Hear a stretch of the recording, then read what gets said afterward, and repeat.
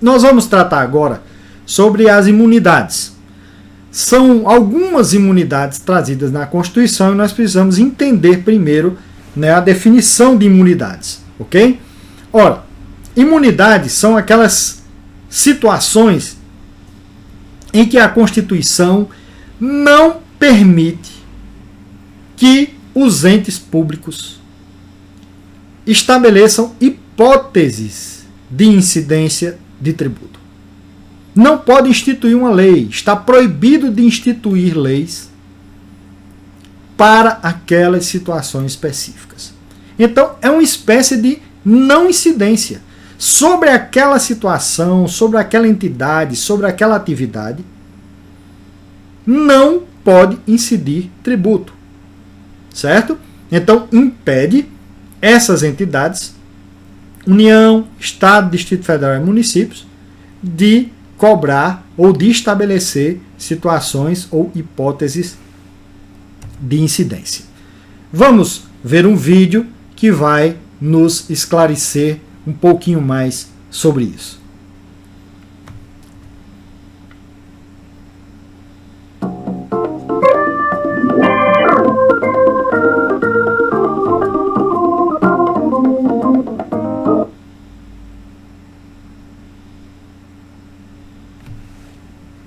Bem, colegas, iniciaremos agora o estudo das imunidades tributárias. Em bloco passado, nós já tratamos das diferenças básicas entre imunidades e isenções. Nós avisamos naquele momento que precisaríamos mais à frente aprofundar o estudo dessa diferenciação, porque naquele momento analisamos a diferença apenas sob o ponto de vista formal, o ponto de vista de onde estão previstos os regramentos que trazem o benefício fiscal. Se a previsão está na Constituição, nós teríamos um caso de imunidade. Se a previsão consta de lei, o caso seria de isenção. Mas precisamos aprofundar. E vamos fazer isso usando inicialmente de um diagrama que nos vai ajudar a entender não só a diferença de isenção para a imunidade, mas a diferença entre os diversos institutos que implicam, que têm como consequência o não pagamento de um tributo. Imaginemos inicialmente que esse círculo que estou aqui fazendo é um conjunto daquele que nós estudávamos em matemática, composto por diversos elementos. Imaginemos que os elementos que compõem esse conjunto são todos os produtos industrializados existentes no Brasil. Todos os produtos industrializados. Esse conjunto nos traz a ideia inicial da base de incidência da riqueza tributada pelo imposto sobre produtos industrializados. O IPI incide basicamente sobre os elementos desse conjunto. Aqui fora deste conjunto nós temos, por exemplo, um animal, um cavalo, por exemplo. Qual é a alíquota do IPI sobre um cavalo? Obviamente, cavalo ainda não é um produto industrializado. Por isso que ele está fora do conjunto, está fora do campo de incidência do IPI. Não incide porque está fora do campo de incidência. Muito óbvia a afirmativa que estou fazendo. Agora vamos imaginar que aqui, no cantinho, nós temos um subconjunto composto por livros, por jornais, periódicos e por papel destinado à impressão desses livros, jornais e periódicos. Vocês sabem, devem recordar, mesmo quem já deu uma breve lida em direito tributário já sabe que a Constituição diz que não incidem impostos quaisquer que sejam sobre livros, jornais, periódicos e sobre o papel destinado à sua impressão. Então não vai haver incidência porque a Constituição proíbe. Então, na realidade, o campo de incidência do IPI, ele vai ter um desenho diferente daquele que originariamente nós traçamos. Esses livros, jornais, periódicos e esse papel destinado à impressão desses livros, jornais e periódicos, na realidade vão ficar fora do campo de incidência do IPI. É como se o conjunto tomasse esse novo formato que está aqui desenhado. Percebam, o cavalinho que está aqui do lado está fora do conjunto. E esse livro que está aqui também está fora do conjunto. Só que o cavalo está naturalmente fora do desenho do conjunto. Já o livro, ele foi colocado fora de uma maneira meio que forçada. Houve um contorno, o desenho era redondinho, passou a ter um contorno forçado por força de uma determinada norma constitucional. É um contorno diferenciado por força de uma determinada norma constitucional. Então, o IPI não incide sobre cavalos pura e simplesmente porque esses cavalos não são produtos industrializados. E o IPI não incide sobre livros porque a Constituição proíbe que se incida. Então nós temos aí os primeiros casos em que um tributo não vai ser pago, os casos de não incidência. Não incidência, de um lado pura e simples, que alguns chamam, utilizando uma expressão em francês, de não incidência tout court, né? Vou colocar até aqui na tela, não incidência tout court, que é a não incidência que por si só ela se explica, né? Simplesmente não incide. Não incide porque aquele fato não se enquadra no que foi previsto na norma. E nesse ponto é bom lembrar que não incidência não é algo que é uma peculiaridade tributária. Tem a ver com o direito, os diversos ramos de direito. Porque quando é que a gente diz que uma norma incide? A norma incide quando acontece no mundo concreto aquela situação que estava prevista na norma como deflagradora de consequências jurídicas. Em direito penal, está lá escrito no artigo 121 do Código Penal, matar alguém. Consequência, pena de reclusão de 6 a 20 anos. Quando uma pessoa mata a outra no mundo concreto, quando no mundo concreto a Wanda mata a Norma, incide a norma penal que vai ter como consequência a aplicação de uma pena de reclusão de 6 a 20 anos. É essa a incidência. Quando no mundo concreto acontece algo diferente do que foi previsto na norma, a consequência é a não aplicação da norma. Se uma determinada pessoa, por exemplo, invade a casa de alguém e vai matar essa pessoa, esse exemplo é meio esdrúxulo, mas tem nos livros de direito penal, tá? Quando vê aquela pessoa está lá dormindo, assim imagina o assassino, vê lá aquela pessoa enrolada e dá vários tiros, mas depois se descobre com o exame do cadáver que aquela criatura já tinha morrido em virtude, por exemplo, de um ataque cardíaco, então você atirou, quando atirou um cadáver. Você tinha o intuito maligno de matar, mas você não matou alguém. Pode ser até que isso aí possa se configurar no outro crime, né? A vilipendiação do cadáver, você fez algo diferente, mas matar alguém não aconteceu. Então não incide a norma penal prevista no artigo 121 do Código Penal. Muito bem, em se tratando de matéria tributária, o raciocínio é semelhante. A lei do imposto de importação, por exemplo, diz que o fato gerador do tributo é a entrada de mercadoria estrangeira no território brasileiro. Há uma situação bastante interessante, regulada pelo regulamento aduaneiro, que fala do caso em que um barco brasileiro, imagina um navio pesqueiro, sai das nossas águas territoriais, então está lá em alto mar, que não é mais território do Brasil, nem território de país algum, e pesca. Captura peixes, então traz de volta esses peixes para o Brasil. Ocorre a entrada de uma mercadoria no território brasileiro, só que essa mercadoria não é estrangeira, não foi produzida por nenhum país estrangeiro. Consequência, não incide a norma do imposto de importação. A incidência de uma norma ocorre quando no mundo concreto acontece exatamente o que está previsto na norma. Então, o imposto sobre produtos industrializados tem como faturador a saída do produto industrializado do estabelecimento industrial. É o principal faturador. Como o cavalo não é um produto industrializado, quando um cavalo é vendido não há IPI. Não há cobrança do IPI. Agora, quando sai um livro do estabelecimento industrial, iria acontecer a incidência, porque a norma prevê exatamente isso. Só que nesse caso, existe uma norma maior, uma lei maior que está acima da lei do imposto sobre produtos industrializados, que é a Constituição, que diz, norma você não pode incidir aqui.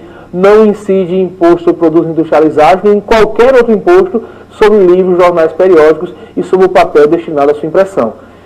Percebam que o caso que estou citando agora, os casos que eu estou citando agora, estão dentro de um grande caso maior, de um grande instituto maior, que é o Instituto da Não Incidência. Vamos aqui para a outra para que a gente perceba de cara que quando alguém falar em não incidência, pode estar falando daquela não incidência pura e simples que nós tratamos, ou pode ser uma não incidência constitucionalmente qualificada, que é a imunidade, certo? Bem diferente da isenção, em que o tributo incide, só que a lei dispensa o pagamento. Raciocinem comigo. Imaginem que aqui de lado nós tenhamos outro subconjunto desta feita composto por veículos automotores pertencentes a deficientes físicos. Veículos automotores pertencentes a deficientes físicos. Não há nenhuma regra na Constituição impedindo a cobrança de IPI sobre veículos automotores que tenham sido adquiridos por deficientes físicos. A aquisição dessa mercadoria, a saída do estabelecimento industrial, está sujeita a IPI. Mas vocês já devem ter ouvido falar que deficiente físico, ao adquirir o veículo automotor, fica livre do pagamento de alguns tributos, inclusive do IPI. Essa norma existe e foi editada pela União. É uma lei federal que diz que não se paga IPI nesse caso. Vejam, o fato gerador do IPI é a saída do produto industrializado do estabelecimento industrial.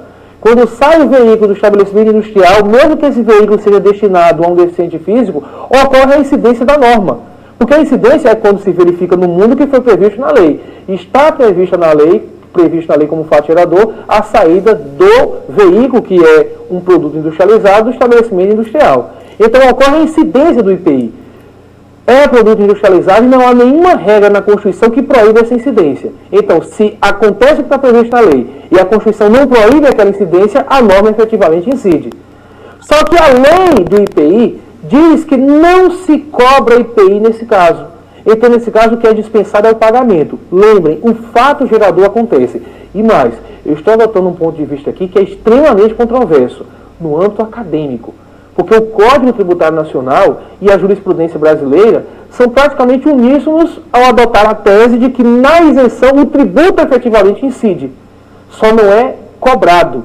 Então, isenção é a dispensa legal porque está na lei. É a dispensa legal do pagamento do tributo devido. É fundamental entender que na isenção há a incidência da norma tributária, porque isso vai ter uma repercussão bastante acentuada quando estivermos tratando da revogação de isenções. Nós vamos ter que saber que quando a isenção é revogada, o tributo volta a ser cobrado. Não é que ele volte a incidir, ele já incidia. Isso vai ter repercussão com relação ao momento em que o tributo vai voltar a ser cobrado, vai ser discutido mais à frente. Neste ponto que estamos analisando agora, mais teórico, nós temos que saber que na isenção o tributo incide, mas o pagamento é dispensado. E há um terceiro e último caso em que o tributo não vai ser cobrado. É um caso em que o tributo incide, porque estaria dentro daquele conjunto de coisas que está sujeito à incidência. A Constituição não proíbe que a incidência ocorra, não há imunidade, não há isenção, mas o tributo não vai ser pago por uma questão de cálculo, porque quando você calcula dá zero para pagar. É o caso da alíquota zero. Alguns poderiam até perguntar, mas quem é que iria criar um tributo cuja alíquota é zero? Uma prestação pecuniária compulsória cujo valor vai ser zero. Não é que você crie um tributo cuja alíquota é zero. É porque, conforme nós já estudamos, existem tributos extrafiscais em que o presidente da República pode alterar as alíquotas por decreto. As alíquotas podem ser alteradas por ato executivo. Nós falamos até que tem casos que não é nem o presidente. Falamos que no imposto de importação, quem altera as alíquotas é uma resolução da CAMEX. IPI e IOF, as alíquotas são alteradas por meio de decreto. Mas vejam, podem ser alteradas nos limites estabelecidos na lei. Quando a lei permite que a alteração chegue até ao zero, a alíquota pode ser reduzida para zero, e a consequência é que quando você multiplica zero por qualquer base de cálculo, não há tributo a pagar. Isso é feito por motivos extrafiscais. Acho que todos devem recordar de um exemplo que foi até citado aqui. Aquele exemplo ocorrido durante aquela grave crise econômico-financeira, lá do final de 2008, em que o Brasil, tentando manter a atividade econômica aquecida, reduziu a alíquota do imposto sobre produtos industrializados incidente sobre diversas mercadorias. Devem lembrar do caso dos veículos automotores, que as montadoras faziam propaganda dizendo: compre seu veículo sem IPI até tal data. Naquele caso ali, o IPI teve sua alíquota reduzida para zero. Atenção, estamos estudando direito tributário de maneira técnica. A população em geral não quer saber se o tributo não vai ser pago porque houve isenção, porque a alíquota é zero, porque há imunidade, porque não há incidência. Se você é advogado, se você é contador e seu cliente chegar para você e perguntar: vai se cobrar tributo ou não? Você disser não, ele vai ficar feliz. Não vai perguntar para você por que não vai cobrar. É um caso de não incidência constitucionalmente qualificada? É um caso de isenção? É porque a alíquota é zero? Isso é irrelevante para a população em geral. É tão irrelevante que a imprensa, quando vai transmitir a notícia, transmite de maneira totalmente atécnica. Eu lembro que naquela época era comum se colocar no jornal que o governo vai prorrogar a isenção de IPI. Compre seu veículo com isenção de IPI. Isso é absolutamente errado sob o ponto de vista técnico. É passado para a população que a palavra isenção é mais conhecida do que você falar o governo reduziu a zero a alíquota do IPI, então algumas pessoas poderiam não entender. Imagine um cara que é corintiano pensando em comprar um veículo, dizer a alíquota é zero. O corintiano sabe o que danado é uma alíquota? Né? A palavra isenção é mais conhecida. Né? Imagine para o corintiano, houve uma não incidência constitucionalmente qualificada. Aí ferrou tudo, né? Então, na realidade, temos que raciocinar o seguinte. Para a população em geral, como não importa, a imprensa chama tudo de isenção, ou chama tudo de imunidade, joga a palavra que melhor lhe aprouver. Mas nós temos que saber, para fazermos as provas de concurso público e para analisarmos de maneira mais correta os institutos, porque às vezes os efeitos são diferentes, o que é não pagamento do tributo, em virtude de não incidência, que pode ser a não incidência pura e simples ou constitucionalmente qualificada. Esta constitucionalmente qualificada tem um nome famoso, que é imunidade. Diferenciar da isenção, quando o tributo incide efetivamente, mas não é pago porque a lei dispensa o pagamento. E diferenciar da alíquota zero, quando o tributo não é pago por uma questão de cálculo. Com relação a questões práticas, lembrar que a alíquota zero é um mecanismo que do qual o governo se utiliza para reduzir temporariamente a carga de um tributo, sem, no entanto, isentá-lo. Vejam, o governo queria reduzir a carga do IPI por um período, né, para tentar recuperar o aquecimento da economia em um determinado momento. Não quis dar isenção porque o governo em nenhum momento pensou em parar de cobrar IPI para sempre. Inclusive porque, se o governo parasse de cobrar IPI sobre veículos automotores, além de sua arrecadação cair do governo federal, caía dos governos estaduais e municipais também. Porque, como nós vamos analisar, o IPI é um dos tributos que fazem parte do bolo a ser repartido no Fundo de Participação dos Estados e dos municípios.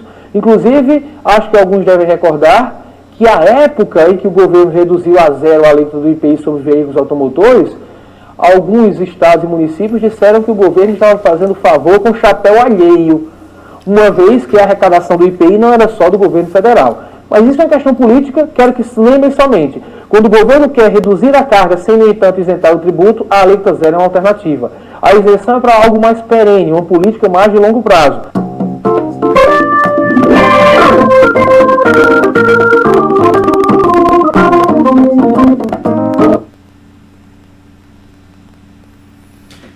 Retornamos então após a explicação do professor, que fica bastante claro para nós como é que funciona essa questão da imunidade. Então nós vamos tratar dos vários tipos de imunidade e vamos compreender como ela funciona. A primeira imunidade, ela se encontra no inciso 6, a linha A. É a chamada imunidade recíproca, em que os entes públicos, como União, Estado, Distrito Federal e municípios, a eles é proibido instituir impostos. Não são tributos. Tributos têm outras espécies de tributos, mas apenas impostos sobre o patrimônio, a renda ou serviços uns dos outros. Ou seja, a União não pode cobrar do Estado, o Estado não pode cobrar da União, União não pode cobrar de município, município da União e vice-versa. Entre eles não pode ser cobrado imposto ou impostos sobre patrimônio, renda e serviços. Então, isso no segundo parágrafo 2º desse mesmo artigo 150, essa imunidade recíproca ela é extensiva às autarquias e às fundações que pertencem ao poder público em relação às suas finalidades essenciais, né? Se as finalidades essenciais dessas autarquias e fundações for, de fato, o serviço público. Então, a primeira imunidade da linha A do inciso 6 é imunidade recíproca. Nós temos uma observação ainda a fazer a respeito da imunidade recíproca, especificamente quando nós tratamos lá do parágrafo 3º, né? No parágrafo 3º, ela diz que não se aplica a imunidade recíproca a algumas situações de entidades públicas, autarquias e fundações. Em que situações? A primeira delas é daquelas que exploram a atividade econômica regida por norma de direito privado. Então, por exemplo, a Caixa Econômica Federal é uma empresa pública, mas é de direito privado. As normas que regem as atividades econômicas dela, os negócios dela são de direito privado e não de direito público. Então, a Caixa Econômica Federal não tem direito à imunidade recíproca. Segundo, que exploram atividades em que haja contraprestação ou pagamento de preço ou tarifa pelo usuário. Certo? Então, aquelas entidades que desenvolvam, por exemplo, você tem uma autarquia pública ou uma fundação pública que é responsável pela prestação de serviço de água e esgoto da cidade, ela cobra preço ou tarifa do usuário por esse uso, ela não receberá o benefício da imunidade recíproca, ou seja, ela vai ter que pagar os impostos devidos. E em terceiro e último, segundo o parágrafo 3º, é aquelas situações que exoneram o promitente comprador da obrigação de pagar o imposto do imóvel. Vamos entender isso aqui. Imagine que o poder público, o município, esteja querendo vender um imóvel de sua propriedade. Então ele é o promitente vendedor, faz uma promessa de venda. E alguém assina um pré-contrato com ele, né, um contrato de intenção de compra, se tornando então promitente comprador. Ora, por esse bem pertencer ao Estado, pertencer no caso específico ao município, o comprador, o promitente comprador, ele vai pagar o imposto sobre o imóvel, ele não terá direito, mesmo o imóvel pertencendo ao município, certo? A propriedade sendo do município nessa promessa de compra, será devido o imposto sobre o imóvel que está sendo adquirido. Ok? No parágrafo 4º, então, no inciso 4, na linha B, que está relacionado com o parágrafo 4, ele está tratando de um outro tipo de imunidade, que é a imunidade chamada imunidade religiosa. Ele diz templos de qualquer culto. Ele não está se referindo ao templo em si, certo? Ou somente aos tributos relacionados à propriedade de imóvel, que é o templo, mas diz respeito às atividades religiosas dessas entidades. Ela diz respeito àquelas finalidades que são essenciais e que garantem o direito de culto, o direito de praticar sua religião. Certo? Então, as entidades religiosas, naquelas atividades relativas a patrimônio, renda e serviços que são relacionados às suas atividades essenciais, estão acobertadas pela imunidade. Certo? Elas não pagarão tributos sobre patrimônio, renda e serviços. Professor, e se ela tiver imóveis alugados? Se esses imóveis, a renda desses imóveis, comprovadamente, for para utilização nas atividades fins dela, por exemplo, o dinheiro dos aluguéis é utilizado numa missão de evangelização, que é o objetivo essencial da entidade religiosa, também estará acobertado pela imunidade. Se ela tiver alguma entidade que utiliza os recursos como meio de exploração econômica, já não estará coberta. Imagine que ela tem uma livraria e que ela ofira lucro dessa livraria. Ou então ela tem um colégio e ofira lucro desse colégio, ou participe de um colégio em que ofira lucro. Neste caso, pagará normalmente os impostos. Temos aí o exemplo da Catedral de Brasília, né, que pertence à Igreja Católica, logo ela é beneficiada pela imunidade religiosa. A imunidade que nós vamos ver na linha C, ela trata da imunidade para algumas entidades que a Constituição considerou dignas de serem beneficiadas com isto. Então, é vedada a União aos Estados, ao Distrito Federal e aos municípios, instituir os impostos, sobre patrimônio, renda ou serviços de partidos políticos. Então, imunidade partidária.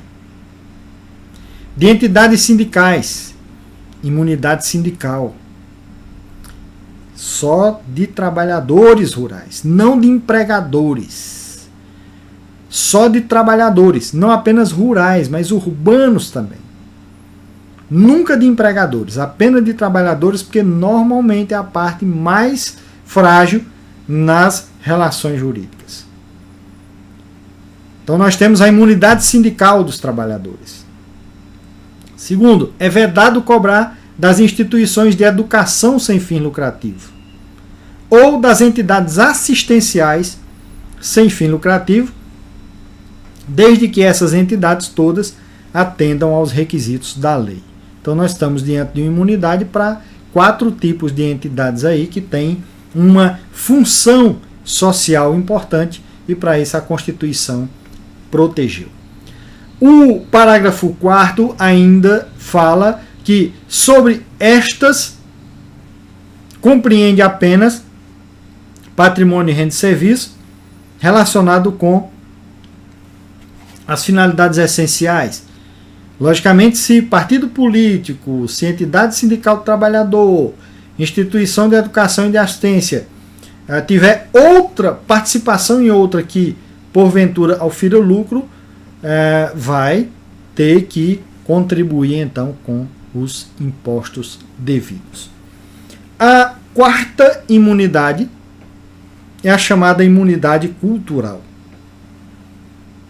A imunidade cultural diz que é vedada à União, Estados, Distrito Federal e municípios instituir impostos sobre livros. Lembra que o professor Ricardo falou agora há pouco, né? Livros, jornais, periódicos e o papel destinado à sua impressão. Esses aí não tem, porque há um grande objetivo do governo, certo? De baratear o acesso à cultura, de facilitar o livre acesso à leitura, às manifestações do pensamento, às atividades intelectuais, artísticas, científicas. Então, esse meio que é o livro e que são revistas e jornais, eles são fundamentais para isso, para alimentar a cultura da sociedade. Por isso, a imunidade cultural é mais uma das imunidades constitucionais ou não incidência qualificada constitucionalmente. A última imunidade que nós vamos tratar aqui, ela é a imunidade da música nacional.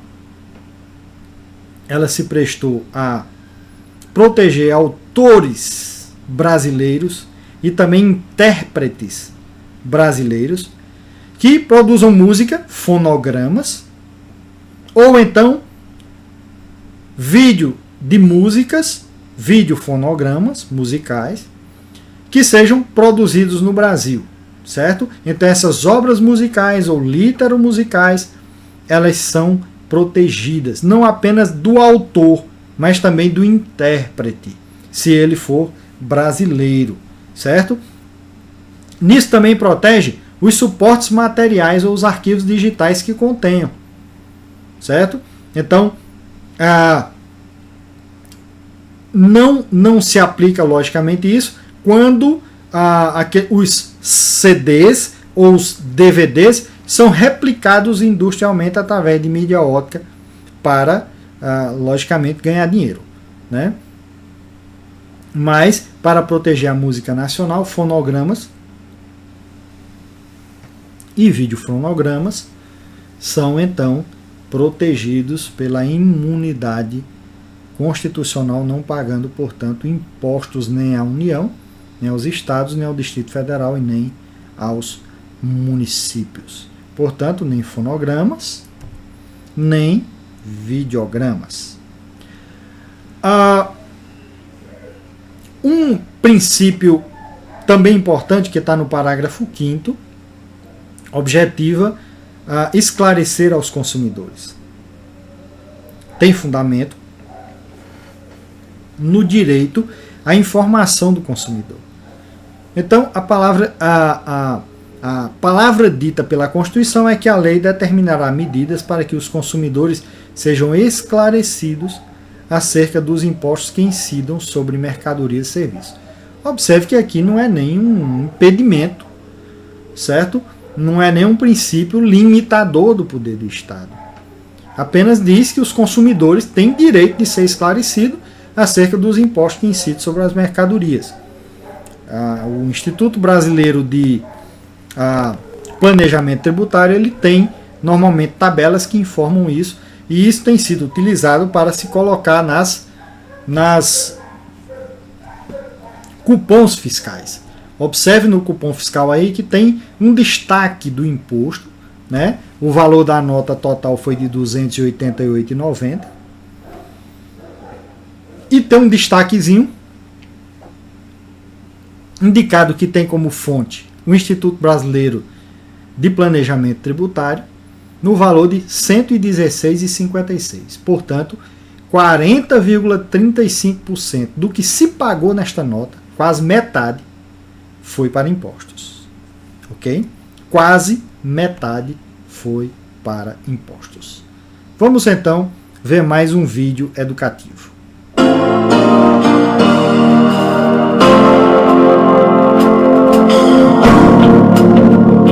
Olá, meus caros.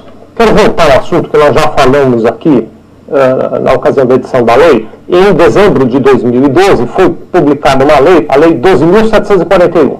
Essa lei ganha até o apelido de Lei da Transparência. O que ela dizia, essa lei? Aliás, ela continua dizendo, né? Não mudou. Ela diz o seguinte, que você, empresário, quando emitir notas fiscais para registrar as operações de venda a consumidor, portanto, essa lei só vale para vendas a consumidor, deve indicar na nota fiscal de venda de serviços ou de mercadorias, então mercadorias que você vendeu para o seu consumidor ou notas fiscais de serviço que você emitiu para o consumidor, você deve indicar os impostos que incidem naquela nota fiscal. Inclusive no cupom fiscal, nos casos de emissão de cupom fiscal também tem que ter essa indicação. Então quais são os impostos que você tem que colocar na nota? Primeiro, o ICMS. Depois, o ISS. É claro que aqui, dependendo do caso, é um ou outro, então quando for venda de mercadorias é o ICMS, quando for prestação de serviços é o ISS. Além desses dois, você tem que colocar o IPI se houver, tem que colocar o IOF também se houver, e mais o PIS, a COFINS e a contribuição para a CID, quando incidir essas contribuições. No caso de combustível, por exemplo, tem contribuição para a CID. Muito bem, então você que é lojista, que vende para o consumidor, ou você que presta serviços para o consumidor final, quem é que é lojista e que vende para o consumidor? Então o consumidor é aquela pessoa que compra a mercadoria e que vai consumir na sua casa. Você tem uma empresa e vende mercadorias ou produtos seus para uma outra empresa que vai revender essas mercadorias ou que vai até consumir essas mercadorias dentro do seu processo produtivo, né? Aí não precisa. Mas quando você vende para consumidor, então, fundamentalmente lojistas, por exemplo, do comércio varejista, né? Ou prestadores de serviço, como, por exemplo, salão de cabeleireiro, como, por exemplo, dentistas, etc., quando emitir a nota fiscal, tem que indicar esses impostos, o valor e o percentual desses impostos na nota fiscal. Isso parece fácil, mas não é tão fácil, né? Hoje em dia, vocês sabem disso, tudo é feito através de sistemas, tudo é feito eletronicamente. Então, eu quero dizer para você o seguinte, você que usa um sistema para emissão do cupom fiscal ou um sistema para emissão da nota fiscal, você precisa, eu já disse isso lá atrás, mas estou voltando no assunto agora, você precisa procurar, se ainda não fez isso, precisa procurar com muita rapidez a empresa de software que te atende na emissão de nota fiscal. Por que eu estou te dando esse lembrete? A lei era de dezembro, lembra? A lei 12741, eu acabei de falar, ela é de dezembro, e ela prevê que 6 meses depois da sua publicação entre em vigor essa obrigação. 6 meses depois de dezembro, agora em junho começa a valer essa obrigação, em junho de 2013. Então, fique atento, procure a empresa de tecnologia que te atende para a emissão dos cupons e das notas fiscais de venda a consumidor, para que ela faça adaptação no sistema e esses valores saiam indicados ali. Talvez você esteja um pouquinho preocupado, mas como é que eu vou saber o valor e tal? Eu vou te dizer o seguinte, o teu sistema ele já tem uma rotina de cálculo na hora da emissão da nota fiscal e na hora da emissão do cupom fiscal. A única coisa que precisa mudar agora é fazer este valor que constava ocultamente no sistema e não saía na nota fiscal, precisa fazer ele aparecer. Para garantir, o pessoal da nota fiscal eletrônica, a turma que usa a nota fiscal eletrônica, eles geraram uma coisa que chama, estou olhando para ele aqui, uma nota técnica. Pronto, é isso aqui, nota técnica 2013/003, que é uma nota onde eles dizem exatamente que campos, que dados é que precisam aparecer agora na nota fiscal e que antes não apareciam, seja no cupom ou seja no DANF, quando for o caso, né? Essa nota técnica, ela é, como o próprio nome diz, uma nota técnica, né? Não é uma coisa assim que você vai entender ou que eu, se ler, vou entender, ela é voltada para o pessoal de tecnologia. Caso a sua empresa tenha alguma dificuldade a sua empresa de tecnologia tem alguma dificuldade de implementar essa mudança, recomendo que ele leia a nota técnica. Nós fizemos assim, o Felipe botou no ar a nota técnica. Anota aí o endereço, por favor, da onde o Felipe colocou. Então você entra aí, olha, em www.sevilha.com.br/lei da transparência. www.sevilha.com.br/lei da transparência. Lá você vai achar a nota técnica que você pode dividir com o teu pessoal de tecnologia aí. Além disso, quero te fazer uma outra recomendação. Deixa eu pegar o site aqui, que eles estão fazendo um trabalho bem legal com relação a isso. Tem um site que é assim, olha, de olho no imposto, o Felipe está pondo aqui para você acompanhar, de olho no imposto, tudo junto, .ibpt, de Instituto Brasileiro de Planejamento Tributário, .com.br. De olho no imposto.ibpt.com.br. Se você se cadastrar lá nesse site, eles mandam para você, por MCN, toda a carga tributária de todos os produtos. É muito legal. Me cadastrei lá também já para pegar. E aí você pode pegar essa carga tributária até para pedir para o seu pessoal de tecnologia conferir se bate ou não bate com o que eles estão considerando na parametrização do teu sistema. Qualquer dificuldade que você tiver de botar essa norma em vigor, procura a gente aqui. Mas fique atento que já entra em vigor agora em junho de 2013, tá bom? Muito obrigado.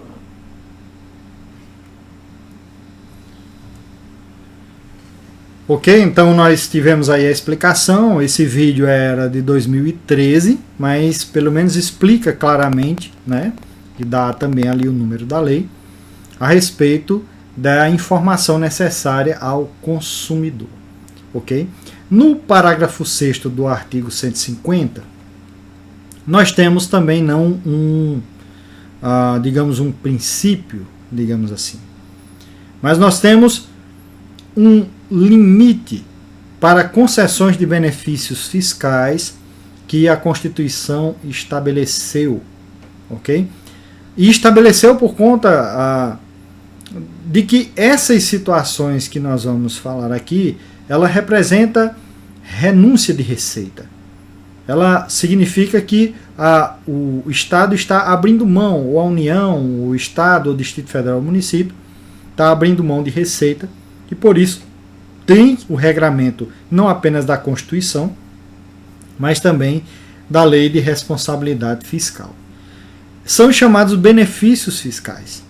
O que diz o parágrafo 6º? Diz assim: qualquer subsídio ou isenção ou redução da base de cálculo ou concessão de crédito presumido ou anistia ou remissão relativos a impostos e contribuições só poderá ser concedido mediante lei específica, federal, estadual e municipal, dependendo da esfera de competência, que regule exclusivamente as matérias acima enumeradas ou o correspondente tributo ou contribuição, sem prejuízo do disposto no artigo 155, parágrafo 2º, 12g. Então nós temos aí algumas informações. Primeiro, tem que ser uma lei específica e uma lei exclusiva. Específica e exclusiva. Segundo, tem que ser, se for a nível federal, pela União, se for a nível municipal, pelo município, se for a nível estadual, pelo Estado, obviamente. Ok? Então, somente quem tem competência é que vai instituir esta lei. Segundo, para impostos e contribuições. E tem que respeitar a chamada lei complementar em matéria do ICMS. Né? Esse parágrafo 2º, inciso 12g, diz mais ou menos assim: cabe à lei complementar, a linha G, regular a forma como, mediante deliberação dos estados e do Distrito Federal, isenções, incentivos e benefícios fiscais serão concedidos e revogados. Como o ICMS há um interesse em se evitar conflitos, ou mesmo guerra fiscal entre eles, a utilização desses mecanismos de incentivos para a prática da guerra fiscal, ele é regulado por meio de uma lei complementar que regula para todas as pessoas. Portanto, subsídio, que é uma ajuda financeira que é dado pelo governo em relação ao contribuinte, para ajudá-lo, o contribuinte. Isenção, que é dado por lei, é o não pagamento do tributo, incide o tributo, mas não há o pagamento. Redução da base de cálculo, quando há uma diminuição do valor sobre o qual é aplicada a alíquota. Concessão de crédito presumido, são aquelas indústrias que, por trabalharem com a matéria-prima, não terem direito ao crédito tributário para compensar com o seu débito.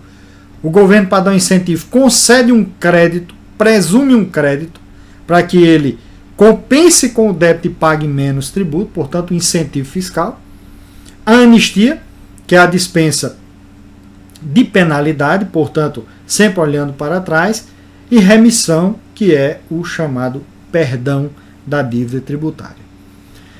Esses temas, subsídio, isenção, redução de base de cálculo, concessão de crédito presumido, anistia e remissão, que são os chamados incentivos fiscais, eles estão no campo do direito financeiro e não propriamente do direito tributário. Certo? Incentivo fiscal, ele se situa nesse campo da extrafiscalidade. Por exemplo, o governo quer dar um estímulo, um incentivo àquela determinada atividade econômica, ou a determinado segmento do mercado, ou a determinado estado da federação, né? Ou as empresas que atuam em determinado estado. Então, dá um incentivo, e isso implica, por ser um incentivo fiscal, é uma renúncia de receita pública de natureza compulsória, ou então a supressão da exigibilidade. A extrafiscalidade nós sabemos, né? É quando ele está para além da arrecadação. No caso aí nem seria para aumentar a arrecadação, uma vez que é benefício, mas é no sentido de estimular mesmo o desenvolvimento ou determinada atividade econômica. A Lei Complementar 101, que é a chamada Lei de Responsabilidade Fiscal, no seu artigo 14, parágrafo 1º, que é uma lei de 2000, né, a Lei de Responsabilidade Fiscal, diz, muito parecido com a Constituição, diz assim: a renúncia compreende anistia, portanto está dizendo que é renúncia fiscal. Né, o que a Constituição está dizendo lá é renúncia, porque a Lei de Responsabilidade Fiscal aqui define como renúncia. Então a renúncia compreende a anistia, a remissão, está lá, está vendo as duas, subsídio, crédito presumido, isenção, certo? Modificação da base de cálculo, todos esses que estão em vermelho aí na tela, estão lá na Constituição. Aí tem alteração de alíquota, não tem, mas também se você reduz a alíquota, está renunciando receita, ou outros benefícios que correspondam a um tratamento diferenciado. Todos esses, segundo a Lei de Responsabilidade Fiscal, trata-se de renúncia fiscal. O princípio, por fim, para nós encerrarmos nossa aula, o princípio da presunção de fato gerador, certo? Na minha opinião, é um verdadeiro abuso do legislador. Se não, vejamos, aqui no Ceará, desde 1977, 79, né, que nós temos a cobrança do chamado ICMS presumido, antecipado. Né? Imagina o seguinte, gente. Nós vamos entender conceitualmente e ver como é absurda essa situação, que a Constituição foi lá, né, em 1993, portanto foi em 87, em 2000 e, deixa eu ver o ano aqui dessa alteração, foi em 93 mesmo, né, portanto em 87, no ano de 87, ela já tinha sido instituída aqui no Ceará, no governo de Tasso Ribeiro Gereissati, que era a cobrança do ICMS antecipado. E aí, como causou uma confusão, né, na doutrina e também ações na justiça, o Constituinte foi incluir isso aí para referendar isso. Mas observe bem. O ICMS ocorre quando ocorre um fato gerador, quando a mercadoria circula. Um fato. Se eu comprei a mercadoria, essa mercadoria não saiu da minha prateleira, não houve fato ainda. Como é que eu vou pagar um imposto antes que a mercadoria circule? Então o que diz o parágrafo 7º? A lei poderá atribuir a sujeito passivo de obrigação tributária a condição de responsável pelo pagamento de impostos ou contribuições, cujo fato gerador deva ocorrer posteriormente, ou seja, o fato gerador nem ocorreu, porque o fato gerador é que gera obrigação. Se não ocorreu o fato gerador, não gerou obrigação. Então a lei está atribuindo uma obrigação sem fato gerador, certo? Aí você diz, não, mas isso aí é a lei que está determinando, porque certamente o fato vai acontecer no futuro. Só está atribuindo isso porque certamente vai acontecer. Não. Se fosse assim, o próprio parágrafo 7º, como você vê aí, não diria no seu final assegurada a imediata e preferencial restituição da quantia paga, caso não se realize o fato gerador presumido. Ou seja, a Constituição admite que esse fato gerador pode nunca acontecer, e se não acontecer, tem que ser assegurada a restituição da quantia ao contribuinte de modo imediato e preferencial. Então isso é um verdadeiro absurdo do nosso sistema tributário, que infelizmente aceita essas coisas. Caro aluno, nós encerramos aqui essa nossa aula, uma longa aula sobre o artigo 150, que trata dos princípios constitucionais tributários ou da limitação ao poder de tributar do Estado. Espero que tenha sido de bom proveito. Até o nosso próximo encontro.